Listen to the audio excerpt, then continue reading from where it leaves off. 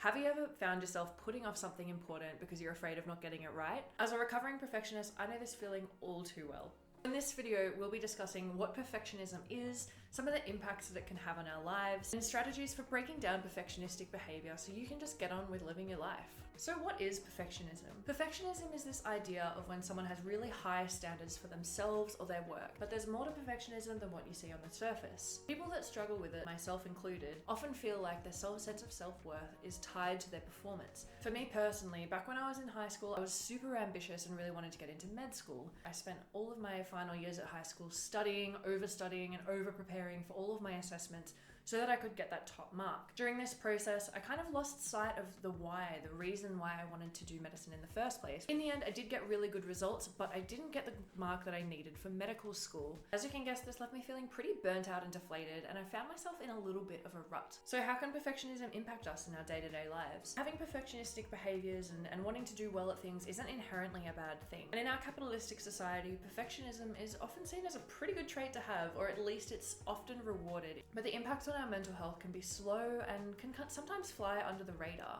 And these can include things like performance anxieties, and that can lead to other issues like procrastination and spending too much time trying to perfect tiny details on tasks that aren't really that important, which can over time lead to things like overwork and burnout. The other risk for people that struggle with perfectionism is that over time we can start to believe that our sense of self-worth is only defined by our performance in certain areas and our ability to reach our unrealistically high expectations, rather than feeling like our work is good enough and that we're acceptable for who we are just as we are. So where does perfectionism come from? There's a lot of reasons why people might become perfectionists. This might be down to their personalities, where maybe you're raised in an environment where you're taught to love yourself based on your performance at school or work. So how do we manage it? These are my tips for managing perfectionism. Hopefully some of them resonate with you, but these are just the ones that work best for me. Number one is to get outside your comfort zone. So getting into environments that are new or scary or challenging is a really great way to exercise the part of our mind that is scared of failing. This is because it puts us in environments where we're opening ourselves up to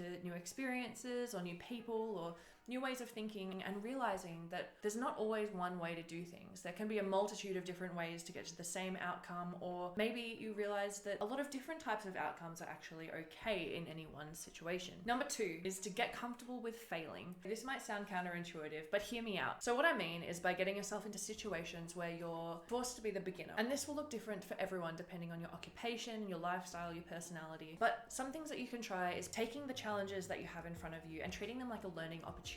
And what that does is it forces you to embrace wherever you're at and let go of that need to be good at things. For me, it was taking an improvisation drama class. I have never been super strong in improvisation or drama. So it was a really good exercise in learning to collaborate with a group, learning to lean on other people to build a scene. And it actually just teaches you to fail happily and to try things again and to just get back up and give it another crack. Improvisation might not be the answer for you, but some other things that you can try are talking to a trusted friend, a coach, a counselor, a supervisor, anyone in your life who you can get some feedback from and you can be comfortable to collaborate with and ask for help. Number three is the 80% rules. So I personally love this one because I get really stuck on spending too long on things to try and get the details perfect, where settling for something that's 80% is almost always fine. So the idea behind the 80% rule is just to get things to where they're 80% perfect in your eyes. And the reason why this is really important is because sometimes that distance between getting something to 80% and getting something to 100% can be really, really big. So sometimes it's worth just questioning whether that extra effort to get something from good